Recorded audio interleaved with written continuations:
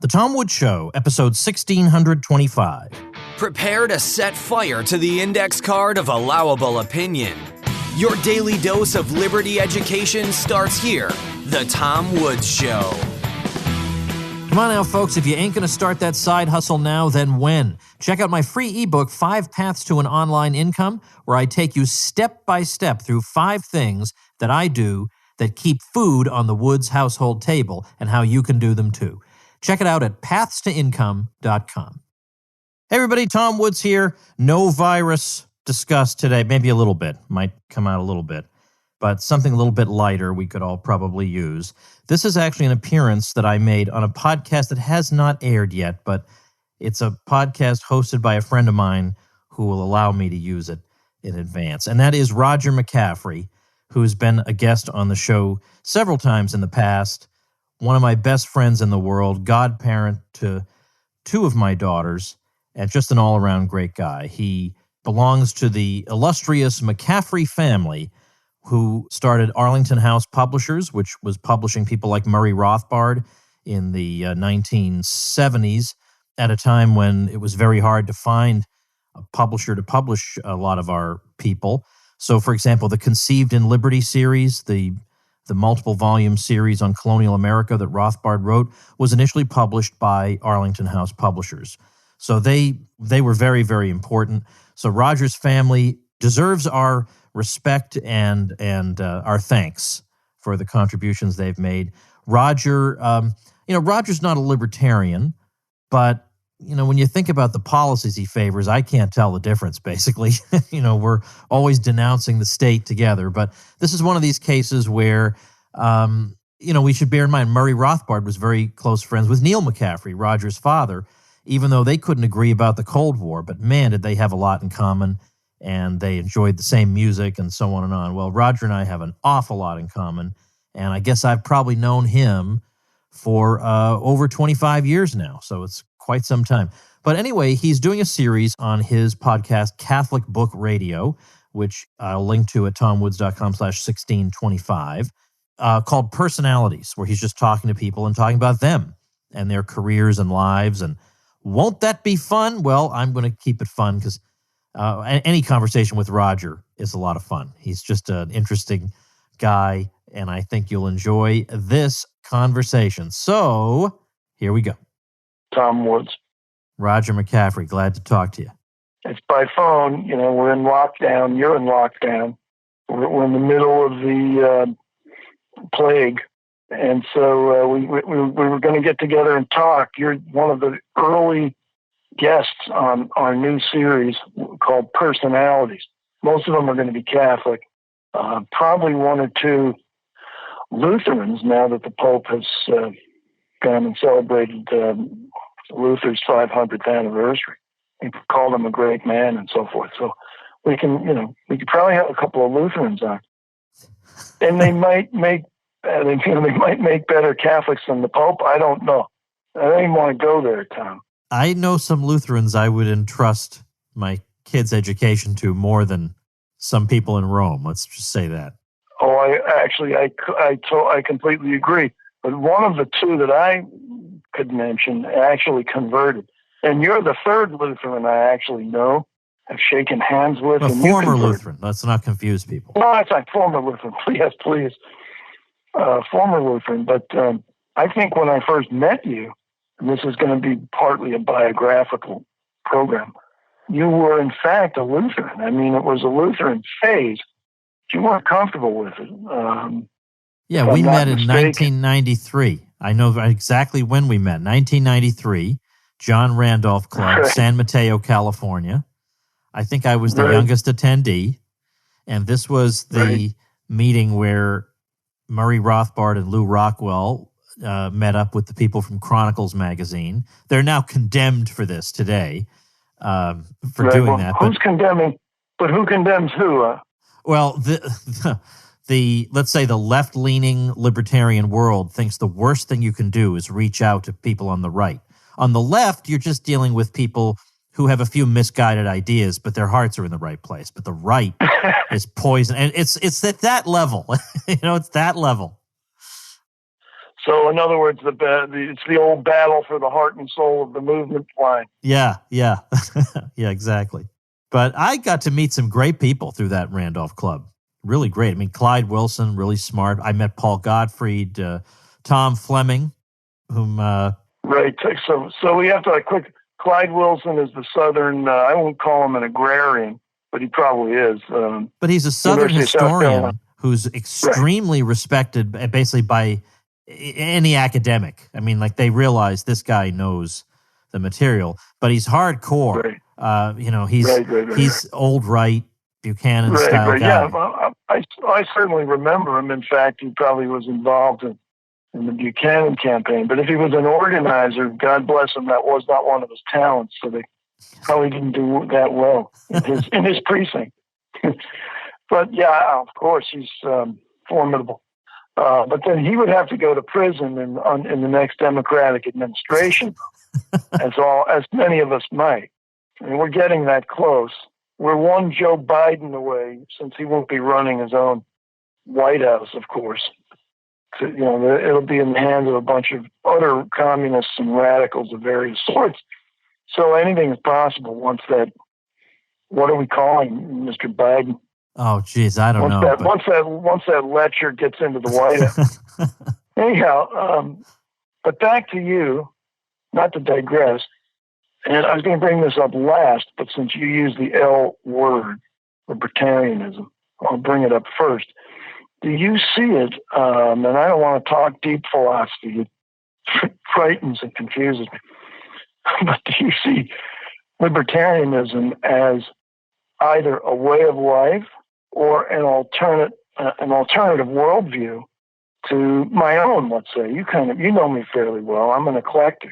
Yeah. And well, it is not a way of life. Not supposed to be, but it appeals to me for reasons that are different from why it might appeal to other people. I understand why it appeals to people who just don't fit in anywhere, people who don't like authority, and they don't like traditional established institutions. They feel like this is the thing that'll tear them all down. I understand why it attracts people like that. And as long as those people don't bother me, I'm not going to bother them. But what attracts me to it is, I feel like, certainly in the world we live in, what I think first drew me to it, before I agreed with the philosophy, was just as a matter of fact, I feel like the regime I live under is clearly and obviously my enemy. It can't stand the sight of me, and there's no way it can be reformed, and people who try to reform it wind up being worse than the people we were reforming. To see people, I think, are people of goodwill who mean well, but they just don't pay close attention. To see them snookered into donating money to this or that campaign or this or that think tank, when that's just basically going up people's noses or whatever. I mean, it's not being spent on anything worthwhile, when they could take that money and build something with it. That just irritates me. So I feel like anything good that's going to come in civilization is going to come parallel to and outside of that institution. And I just cannot be convinced otherwise. Well, then I'm going to give up. You just saved me 10 minutes, because I would have tried to convince you. No, in a sense, and I obviously you have to pick and choose your candidates, but he who is deeply despised by the media zeitgeist, which really is Hollywood, the big media, and the academic establishment, which has vast influence and power. He who is despised by them and makes them want to throw up has a chance to get a $1,000 donation from me. And that I understand. I can be very sympathetic to that. They're not a warmonger. I can understand that. Okay. But I'm thinking, like, I don't want to mention the name, but let's just say somebody you and I respect very much, that a campaign of that person. I was speaking to somebody who worked on the campaign of this person you and I respect. I'm not going to say who it is. It may not be the person people are thinking of. And this person who worked on it said to me, after my experience working on this campaign, I will never donate another dollar to anyone running for anything after I've seen what happens to it. Well, I'm glad I'm a moderate. Yeah, that's right. You're in between. Right. Because I would still consider donating depending on circumstances, and so that's why I get at this way of life / philosophy question, because I have no problem with market economics. It's simply a description of reality in detail, but I question whether that has to dominate my day. It shouldn't, and any more than politics should dominate your day. Right. Well, but sometimes politics has to when you're under imminent threat. Yeah, right. But that's my point, is that's the fact that we have to deal with it. Like, for example, people who every aspect of their lives and every aspect of the way they interact with people is ultimately political. They have to know, are you boycotting Heinz ketchup or whatever the heck the thing is now, right. or not. And if you're not, then they can't be friends with you. That's a sickness. There's something wrong with that kind of person. They can't be human anymore. Fair enough, obviously, I get the point of view that you might not be interested in politics, but politics is interested in you. Yeah, I mean, look, I have a podcast that talks about it all the time. I get that. Right. I guess what I'm saying is I wish I had a world where I felt like I could actually make a meaningful decision, that they weren't all out of my hands or out of the hands of my friends and neighbors, in which everything wasn't driven by soulless lizard people repeating sound bites. That's when I say politics takes up too much of our lives, I mean that. Yeah. Okay. Fair enough. But if the state is the chief protector of parents who are killing their unborn children, it's time to make common cause with somebody, at least some of the time. That's really my point. And I can still be in favor of zero taxes and a wide array of Misesian positions, including abolishing the Fed. Although I'm probably going to call them and try to borrow some money now that the Fed is allowing people like me to borrow money. But I can understand all that. But if the state is using its power, which we both despise, for wicked ends, I mean, sometimes you got to, if you're Tom Woods, you might have to consider running for governor on the Republican Party line. That is, if you think you can get elected. It would just be awful, Roger. All right. The things they would say about me in that campaign would be unthinkable. Plus, I agree. I'm pretty outraged. I'm pretty outraged at them. Maybe I'm not a good enough person for this, but I just don't want to be governor. And I know that you should rise to the occasion and do what's expected of you, but I just don't want to. I could help somebody else, somebody who's going to do some good. I wouldn't mind helping somebody else, but I can't do it. Yeah. All right. And I would secretly help them because I don't want to ruin their careers. I'd secretly help them. I'd write their speeches and they could pay me under the table and no one would be the wiser. Well, of course. That goes without saying. Okay, so I skipped over your very brief biography, but you allude to it now, the TomWoods.com. I mean, you're somebody who's earning a very, very, very and extremely just wage. Exactly. I consider it quite just after all the hell I've put myself through over the years. Right. So we need to trace back. You graduated Harvard. That's fine. I met you right after you were finished at Harvard, a year or two at the most. And you were heading for Columbia University. Okay.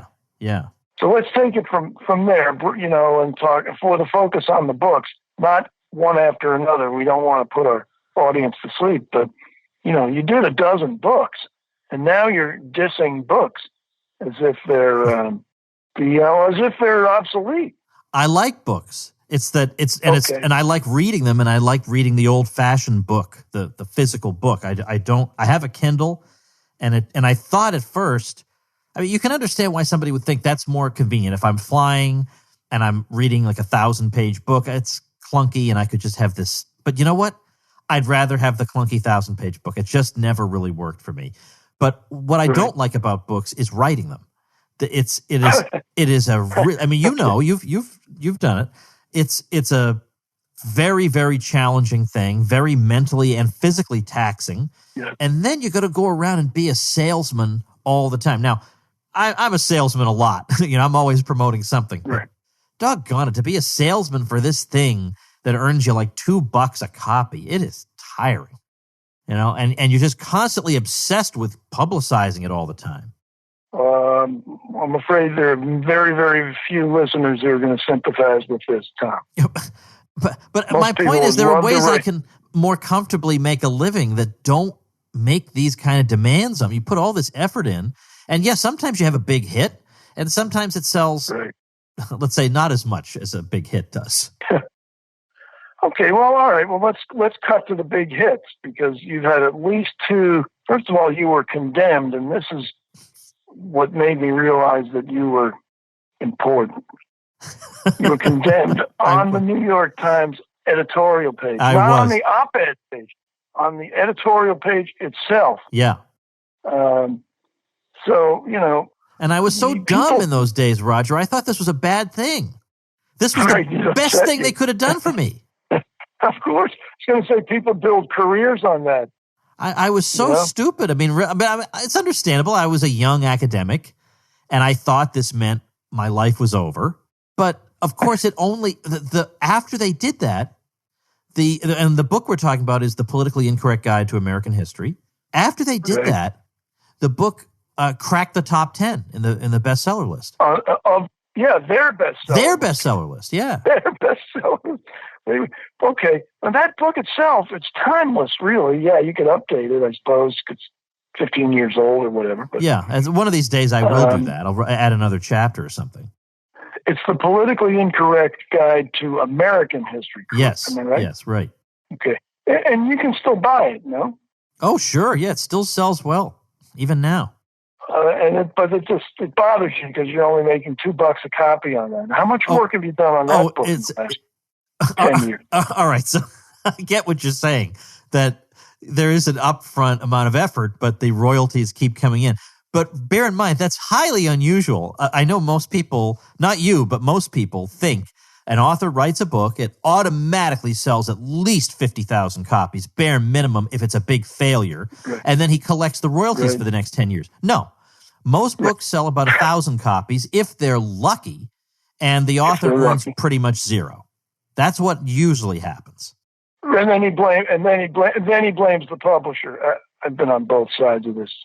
Oh yeah, he blames the publisher, right? And by the way, sometimes he's right, because the publisher. Meanwhile, most of these publishers are putting out thousands of titles a year. They can't put their marketing arm behind all these.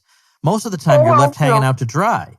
Well, your publishers may be 1,000 titles, but I mean, most publishers do a few dozen titles. Regnery does a few dozen titles. Yeah, Regnery, and they were great. You mean book? You mean prints? Yeah. Yeah. I'm sorry. They print. Yeah, absolutely. But and you have to get online as an author and all that. But anyway, that was a Times bestseller. Then you had another one. Yeah, Meltdown. Valid today. Meltdown. I remember that was an ordeal for you because you had to write it in 2 months. It was awful. They originally told me I had to write it in 3 weeks. I said, and that was after the crash. It was after the financial crisis of 2008. Of 2008, let's distinguish, because right now we're talking in 2020. And yeah, right. We're in the middle of another one. Yeah. So that was the reason they did that was they said everybody in the world's going to write a book on this, and those people are going to have more name recognition than you. So the only advantage you would have is being first to market. So you've got to get this thing out fast. So I said I could do it in 5 weeks, and we compromised on a month. It was that's horrible. an achievement. Yeah. Horrible, but it was an achievement because you did hit the Times list again. Yes, I did. This time, they learned their lesson from last time, which was if we write a negative review, he just sells more. So if we write a positive review, of course, that's unthinkable. So when you would look at the bestseller list online, all the books on the list were hyperlinked to reviews in the Times, except mine. Mine had no link because it was not mentioned or reviewed by anybody.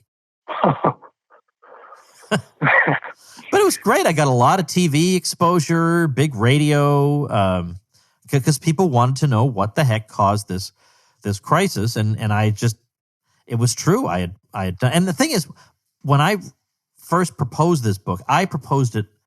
I actually I called up Ron Paul actually, and I said, you should write the book on the financial crisis because you have the name recognition and the credibility as somebody who's been ringing alarm bells for years. And you're the guy who stood on the House floor in 2001 or 2002, one of those two early years, way before anybody else, and said they are replacing the dot-com bubble with a housing bubble. That's what's happening.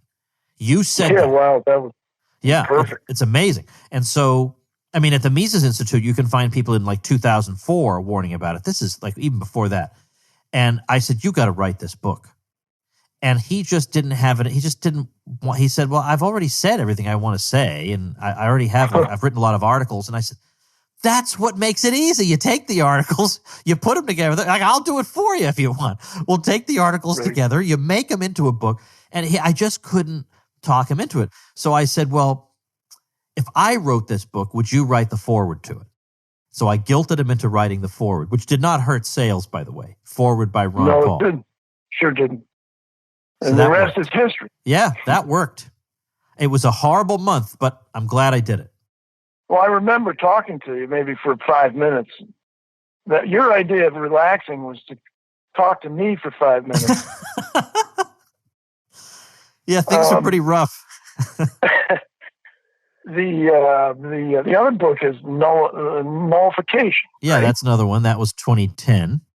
What's that full title of that one? That's something like How to. I beg your pardon? The three books we've just discussed, or the third one now, Nullification. Those are important for everybody who feels they need to bone up on their history and economics. Ought to read. I appreciate that. Yeah, Nullification, the subtitle was something like How to Resist Federal Tyranny in the 21st Century. And it was trying to resurrect an idea of not just Thomas Jefferson, but really a lot of important early Americans, that the idea of the United States is not that you have one indivisible blob, with a central government that just dictates to everybody. That if you look at the Constitution, it refers to the United States in the plural, because that's what it is. It's a collection of states. And it was the states that created the central government. So the states still have supposed to have a watchful eye over it. After all, they created the thing, for heaven's sake. They can't be prisoners of it, ultimately. And so in the last resort, they can say, you've exceeded your powers. We're the one who gave you the powers, for heaven's sake, and we're not going to let you do that in our state. And so I went through the history of it, totally unknown history, especially early American history, of states appealing to these principles, whether it was over Jefferson's embargo or John Adams's Alien and Sedition Acts, making it basically a crime to criticize the U.S. president, or the prospect of a military draft for the War of 1812. Daniel Webster stood up and said, Massachusetts is just not going to do that, and we're going to prevent you from doing that. Whether it was protective tariffs, one thing or another, there were a lot of policies where the states just said, we're not going to go along with it. And this was taken as a legitimate point of view, at least, by a lot of people. Right. And it still might be. And it still might be. Of course, today, if you say anything involving the states, they think, well, they don't actually think. They say, we want to bring back segregation or something. But, nobody in his right mind thinks that. But, you say the word state, and that's what they think. But in this day and age, you see the states exerting their authority in a variety of ways. On the one hand, you've seen some states pushing back against Obamacare and gun regulations. But you've also seen the states intervening on questions involving some drugs or the FDA and having the right to try potentially life-saving drugs even without FDA approval. These are things that could appeal to a broad spectrum of folks.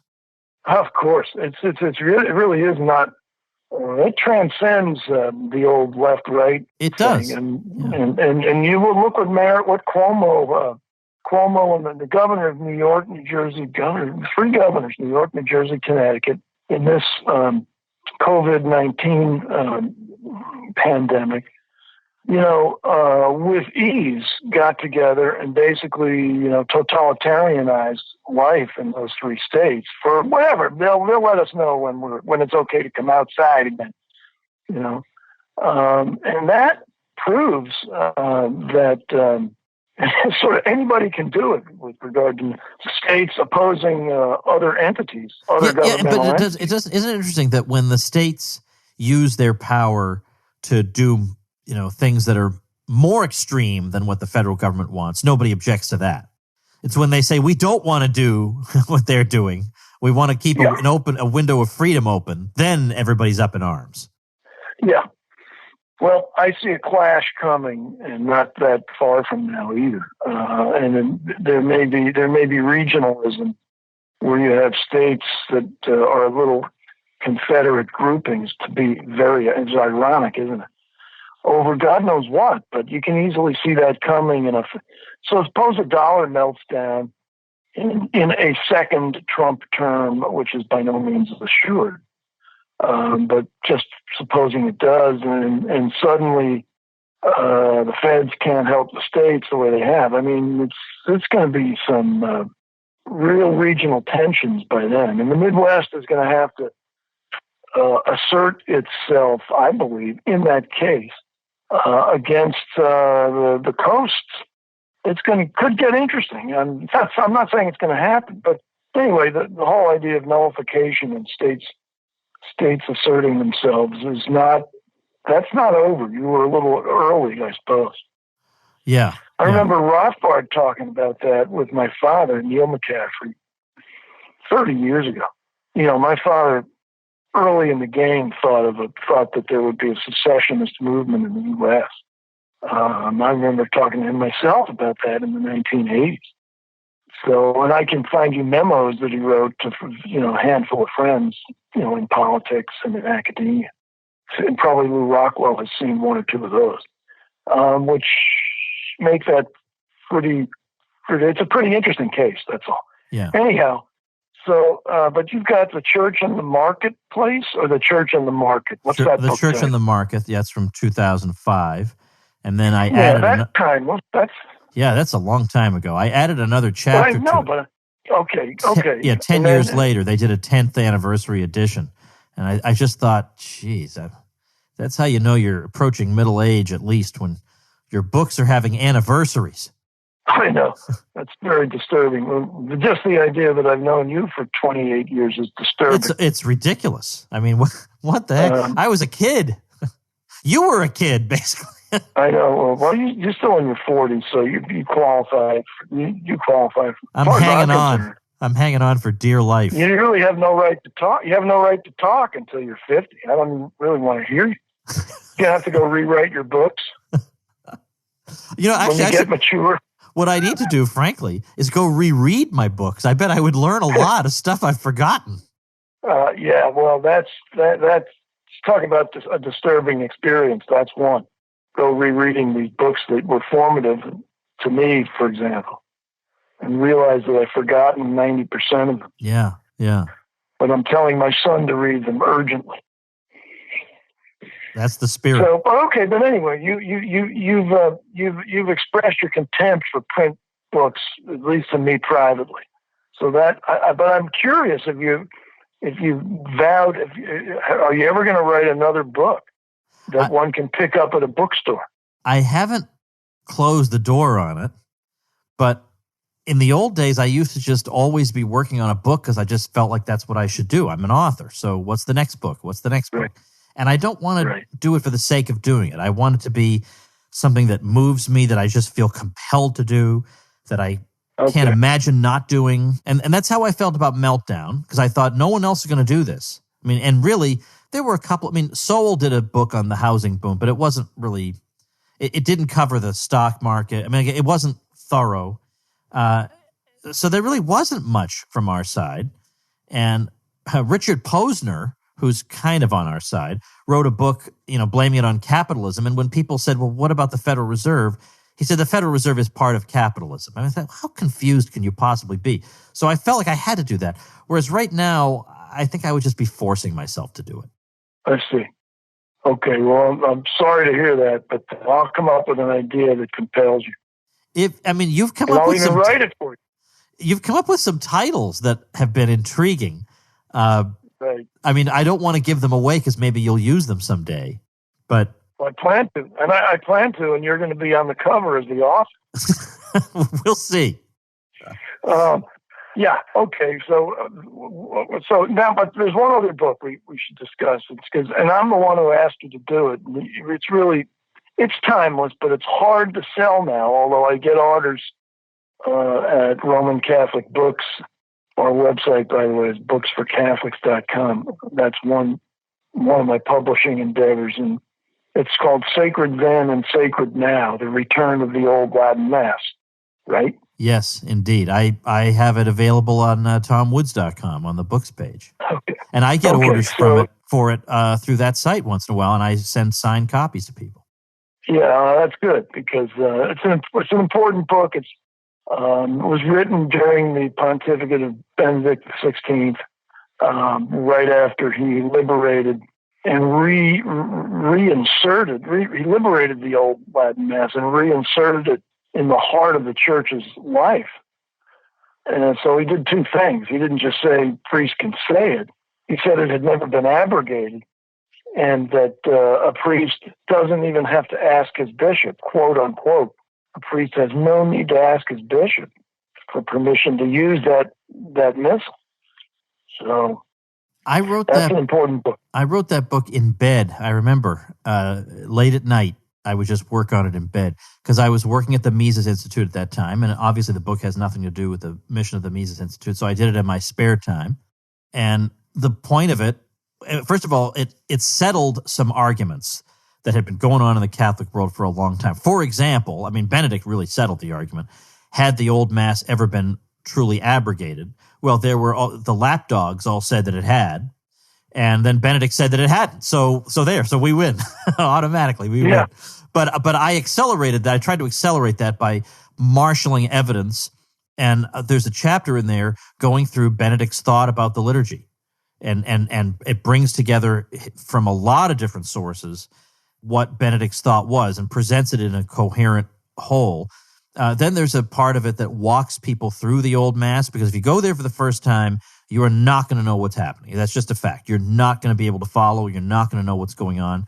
And so I walk people through step by step the stuff that I wanted to know the first time I went, but was not told.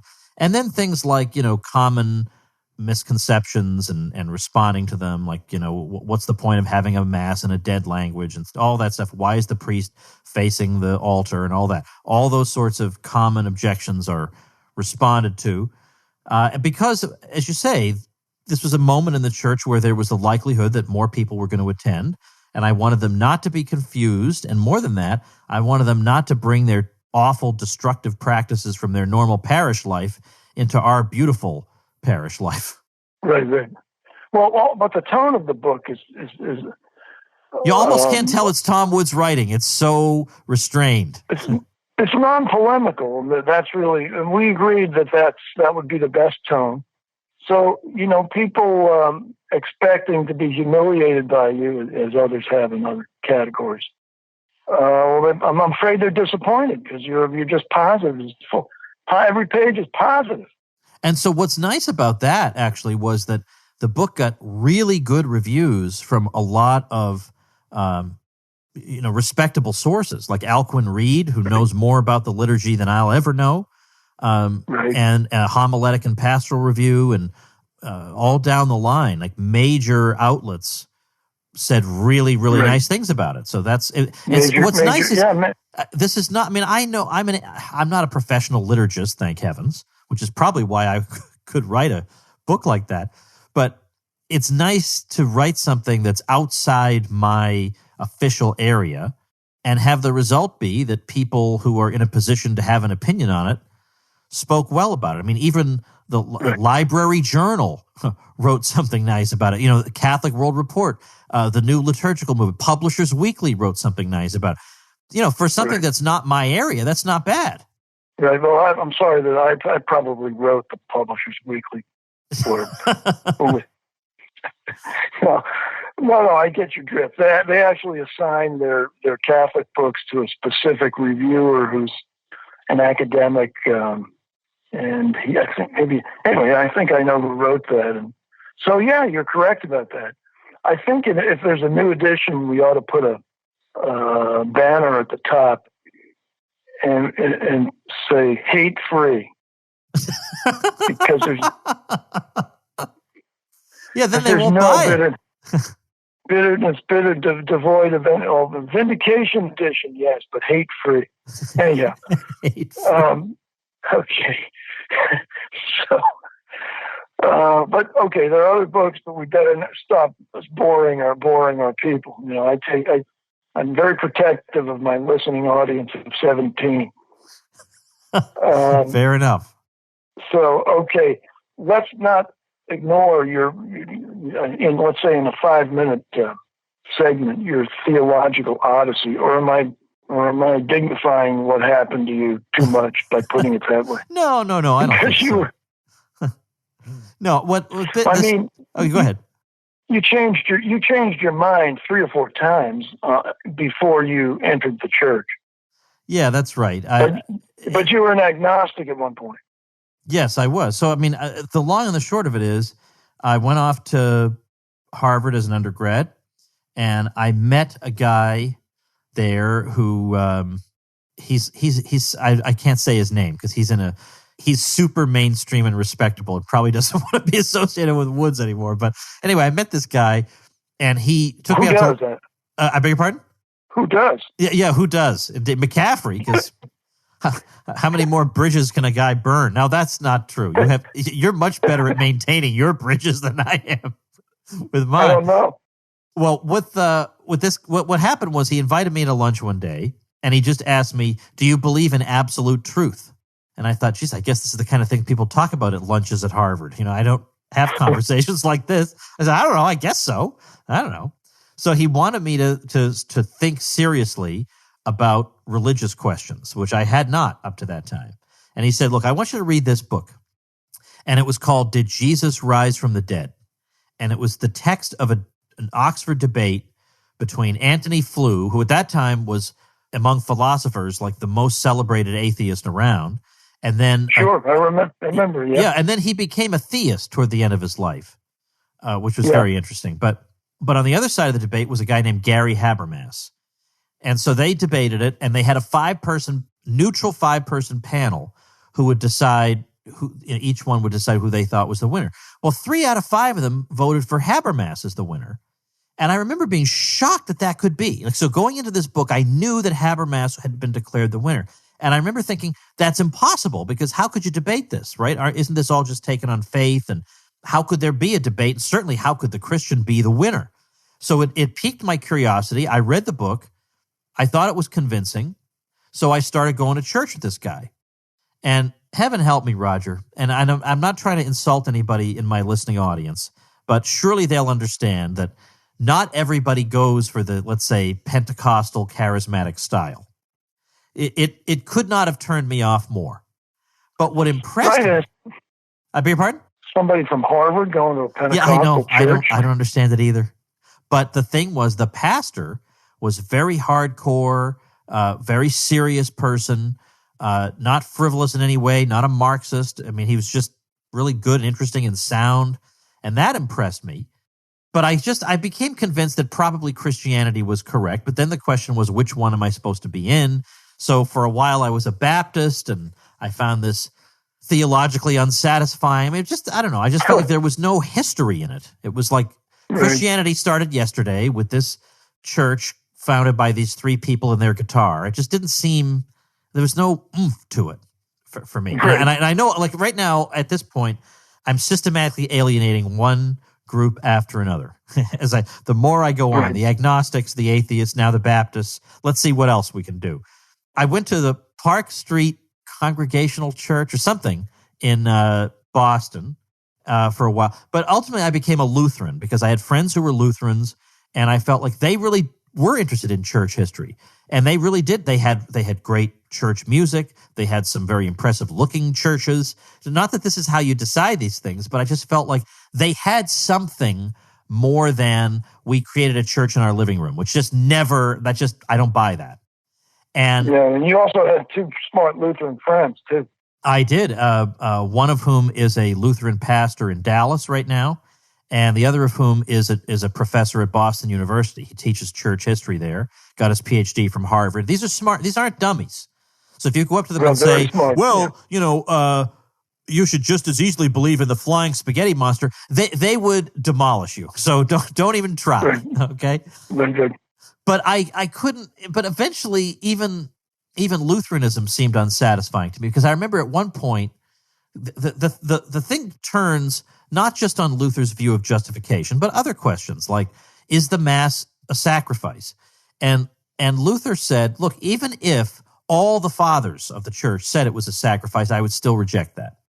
And I thought, ooh, I don't know. I mean, could I? And I remember one of the turning point moments was I was reading a book on Aquinas in my room, and this friend of mine came in and said, why are you reading a book about a heretic? And I thought, what? So I can't get anything from Thomas Aquinas? Really? So I began to think it's really alienating being a Lutheran. So I can't like this guy. I can't read about that one. I can't, for like 1,000 years, I can't get anything from anybody. Now, I know I'm going to get Lutherans writing to me saying, well, your Lutheran friend didn't quite understand. Okay, maybe he didn't, but that was certainly the impression I was getting. And so that's when I reached out to old McCaffrey. This is 1995. And I said, oh, yes. I think I'm considering, because there were other stories. I started reading. I went to Eucharistic adoration once. A lot of things just added up for me. It just seemed to me, I read Cardinal Newman's essay on the development of Christian doctrine, and it just seemed to me, as he would put it, antecedently likely that there would be a visible structure to the church. Right. It just seemed like that made sense. Right. So I reached out to McCaffrey and I said, I'm thinking I might convert, but I mean, what do you think I should be reading? And McCaffrey, of course, is the editor of Roman Catholic Books. So within a week, a giant box arrives at my door filled with books. I had asked the correct person. And that's good. I'm glad you reminded me of that, because I'm sure I know half of the titles I stuck in. Anyway, the fact that it wasn't stolen and I sent it into New York City that's the miracle. Yeah, no kidding. So I read those, and then what was the other thing? So I entered the church in 1996, and you and your wife Priscilla were there, and we went out for dinner afterward. And do you remember the toast that you raised? I'm sorry. Forgive me for that. I remember distinctly. You raised a glass and said, well, Tom, welcome to the Titanic. Oh. That's, yeah. Mm-hmm. Old times. Have I been wrong on that? Yeah, well, that's a good note to end on, actually. Maybe so. So, we'll continue this because there's many topics, but let's end here because seven of my listeners are left. Maybe some joined. Well, no, they just got wind of another $1 trillion bailout package. Remember, it's only Thursday this week, so there's got to be another $1 trillion or $2 coming. Yeah. So they just left to get the details. Well, glad to be able to do this anyway. Thanks, Tom. We'll catch up. It's too bad we couldn't do it in person, but you're not allowed out of your house down there in that county. And I'm not sure you're allowed to visit me at my house at this point. So, well, I think you're right. I probably would be stopped at one of the bridges. It's too bad because your commentary about the house is half the fun of the show. I had some choice remarks for you, but we'll do that next time. All right, very good. Thanks, Roger. Later. Thanks, Tom.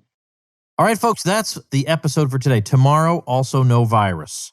But Monday of next week, probably virus. We're going to try to balance virus and non-virus here on the podcast. Not sure how else to do this, so that is the approach we are taking. Remember those people who did that excellent documentary series we all liked called Money Revealed, and they had John Mackey on from Whole Foods, who's a libertarian, and G. Edward Griffin, of course, who wrote The Creature from Jekyll Island, and Robert Kiyosaki, who wrote Rich Dad, Poor Dad, and a whole bunch of other people. They did this great documentary series. We all loved it last year. They released one episode for free every day. Well, they're doing the same thing this year, except this year it's called Crisis Investing 2020. What the heck do you do with your money at a time like this? Legitimate question. Of course, if you raise this question, people automatically assume you want your grandmother to die. But I think you are allowed to think about both things at once. So I strongly recommend that you go sign up for that, because if you sign up in advance, you can get all the episodes for free as they come out. So tomwoods.com/crisis is the link for that. So you can get every episode for nothing at tomwoods.com/crisis. Probably some good viewing, since we're all stuck at home anyway. Might as well watch something other than just a binge TV show, which I'm doing a little bit of myself. But this is as good a time as any to learn this information. All right, see you tomorrow. Become a smarter libertarian in just 30 minutes a day. Visit tomwoods.com to subscribe to the show for free, and we'll see you next time. Like the sound of The Tom Woods Show? My audio production is provided by Podsworth Media. Check them out at podsworth.com.